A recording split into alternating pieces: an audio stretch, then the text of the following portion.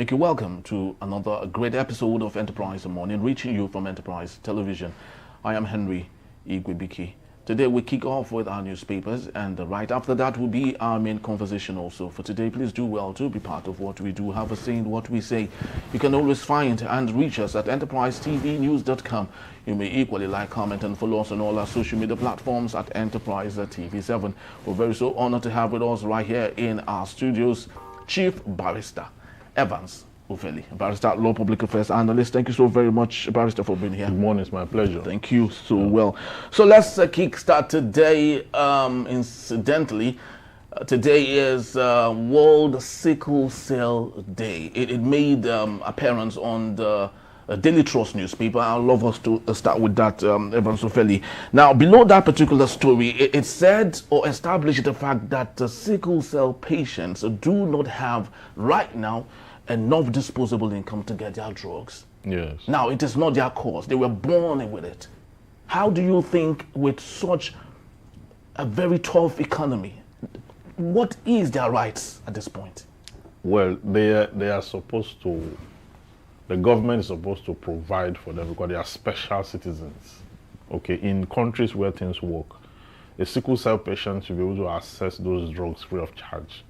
Here we don't have health insurance that is formidable, that is really delivering. So for special citizens like that, in developed countries, they are supposed to access those drugs free of charge.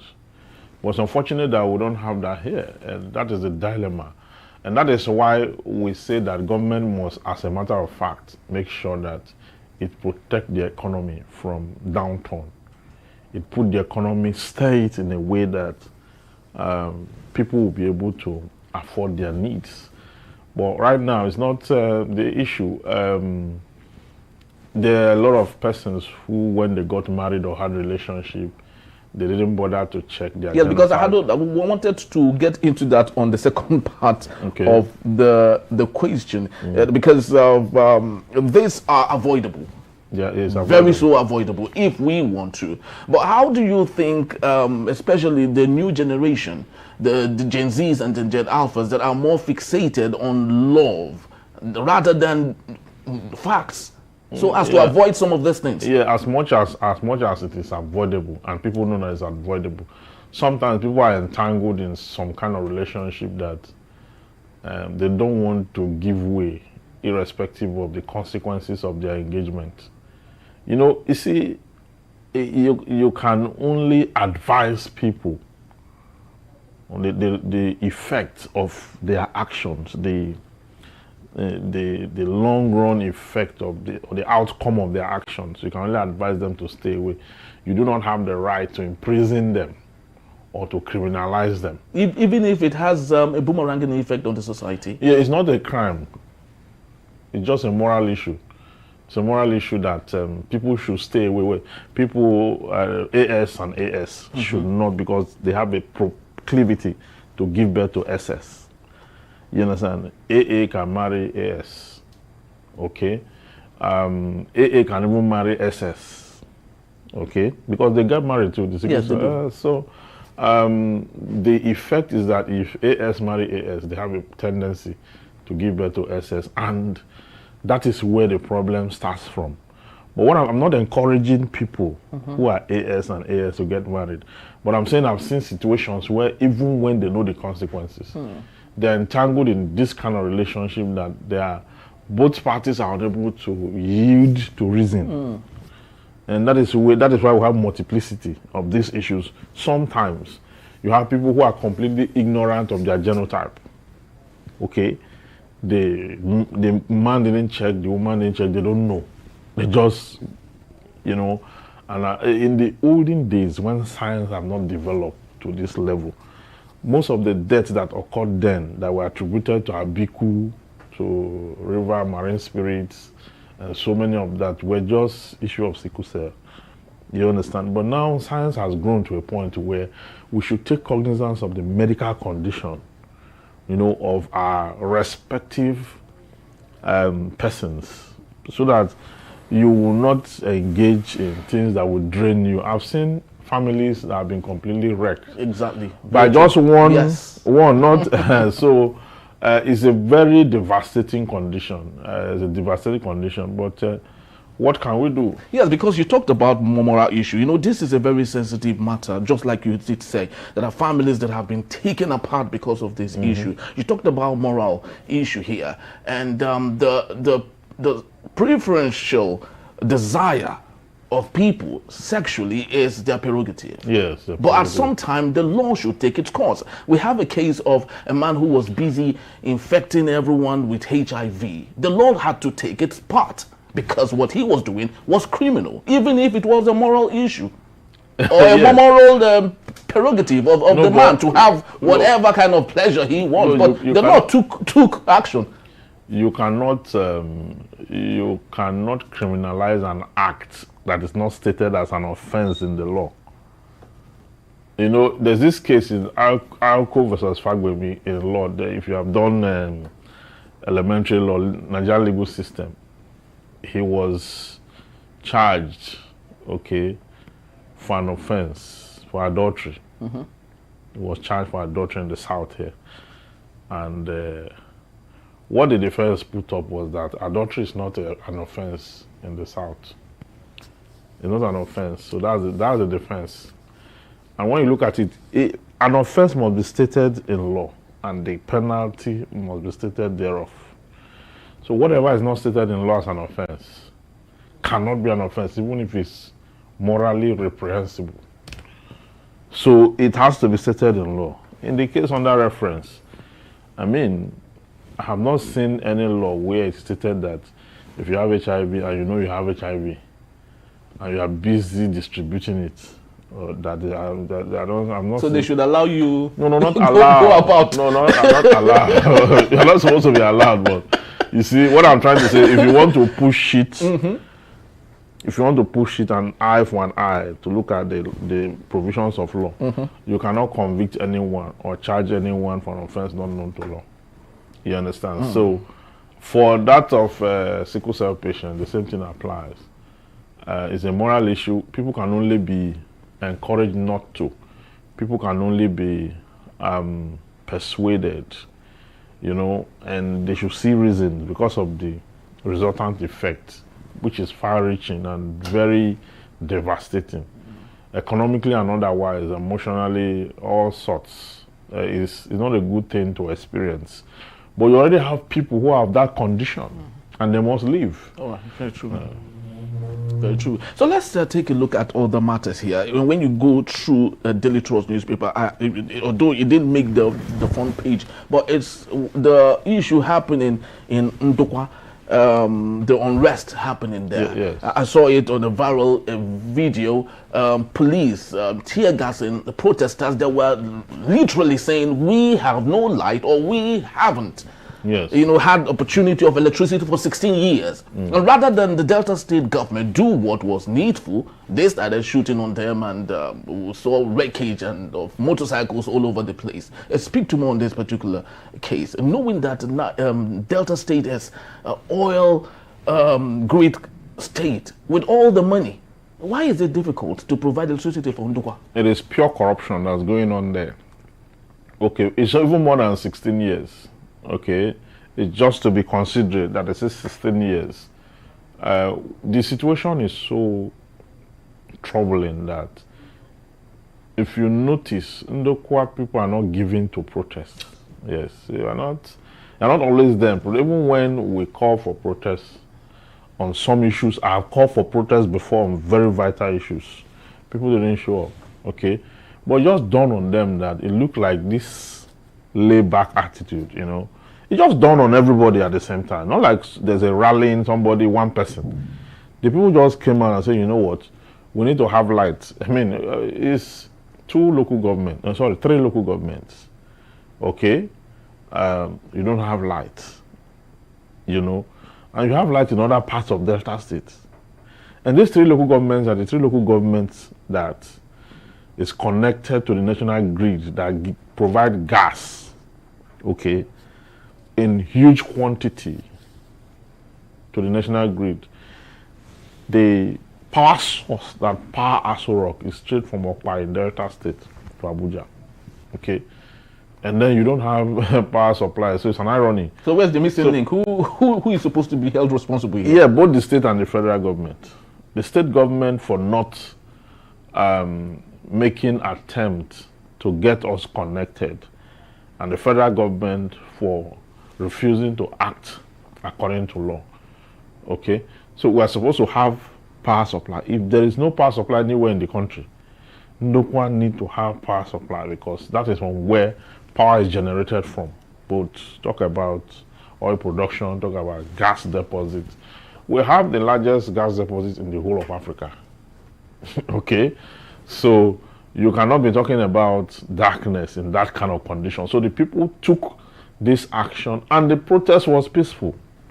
It was a peaceful protest. There was no, it was the police that came and introduced violence into it. Started burning people's motorcycles, yes. Started climbing on people. Most of those motorcycles, those persons who are riding those motorcycles took them on hire purchase. Okay?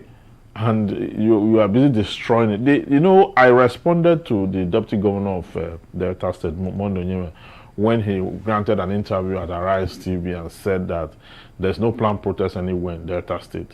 That the people of Delta State love what Governor Sheriff Obodo is doing, and that this government is the government that contributed more to the people of Ndokwa than any other government in question. And where is it from? I called to disagree. It's from Ndokwa. Really? Yes, it's from my place, yes. So, and I called to disagree. I said, no, this protest is real. He said, no, that people have been paid and they're hired by some distractors to do. I said, this is not about people. When you keep people in darkness for 20 years, they will turn to beasts. There's nothing you can do about it. You keep them in darkness for that long, they will turn to beasts and they will come after you. That's the truth. So this is a consequence of their action. They have been so docile, keeping the people in darkness, and I expect them to be law-abiding. So when the government have not played its role, it has no moral justification to clamp down on citizens who are on a peaceful protest, using the police and all that to make a case of the whole issue. So I find it rather very disconcerting. And what are the representatives, the senator representing that zone?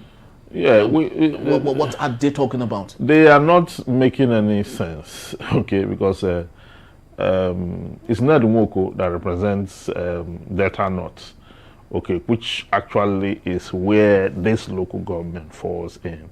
Okay, he was busy talking about, some months ago, talking about how to create a Neoma state and merge it with the Southeast and all that. He was talking off course, not really addressing the real issues affecting the people in a manner of speaking. So you see misplaced priorities. The leaders themselves don't even know what issue to address first. Okay?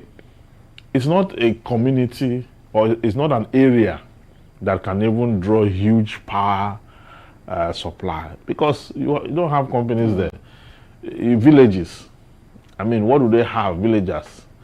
They spend more of their time in the farm than even... so all they need is just to charge their phones and maybe charge their lanterns and all that. So a mini solar grid might even do the job. Yes, an IPP step down and it will even do the job. You understand? So, but they have refused to do it.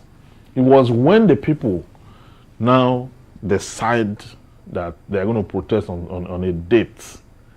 That's when the deputy governor now came out and said the governor has given approval for him to go pay the BDC the money they're owing, then the electrical equipment that were vandalized, because there was no light. People stole wires, stole transformer and all that. He said the governor has asked him that the BDC people have gone there, they've taken inventory, they are giving them a cost, they are going to pay part of the money just this last week. And it was like the people have made up their mind already, as at the time he was saying all this. And the people also didn't trust that information. Oh. Yes, the people didn't trust that information because it didn't come with any document. He was just giving the interview. No document to even show on the TV that this is the agreement, this is nothing. You understand? And so the people said no. And the statement he made that there is no planned protest anywhere. is what aggravated the plan for the protests. And the people had to go out and do what they have to do before police came. And there are persons who have been arrested and were making efforts. I have 2 lawyers there, so to speak, making effort to get them out of detention. Those whose property have been destroyed. We will go to court. The state government must replace those properties.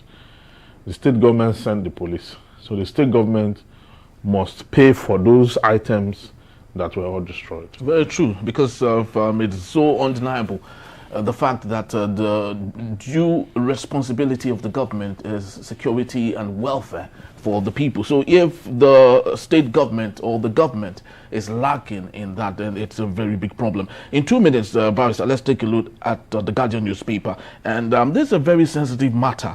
But interestingly, even if it's coming late, I think it's still better that we get to know what that is. It's coming from General Yakubu Gowon, denying prior knowledge of July 1966 counter coup. And he equally said that the reason the war, began was because Ojukwu went back on his promise. And what was the promise? That every regional governor must not be in control of its military base. That was the agreement. But Ojukwu went back on that and desired that every regional governor must be in control of the military base. And that was what fled up the war. Do you believe him? No, I don't believe him. That's not true. That's false. How about the Abura Accords? I mean, the main agreement that was reached. Yeah, he said that was sandwiched. This now is a subset of what happened there. Okay, his contribution to the why didn't he adhere to the agreement in full scale as it was reached there in Ghana? Because that is where the crisis is coming from. Okay, he came back and started doing different things that establish marginalization and all the things complained of before the accord.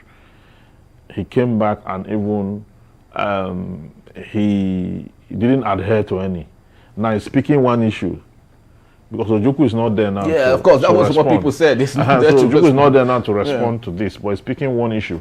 Ojukwu had been alive since all this while. He didn't raise that issue. So why is he raising it now? It's like Babangida's account of the June 12th and all that, where he said it was not him that annulled the election, whereas he was the head of state. Yes. It was, So I don't think this is the right time to say such. Anything that will remind us of that war, because there was a federal government reconciliation program that was set up, okay, and a rehabilitation that came that followed the 3 R's, okay.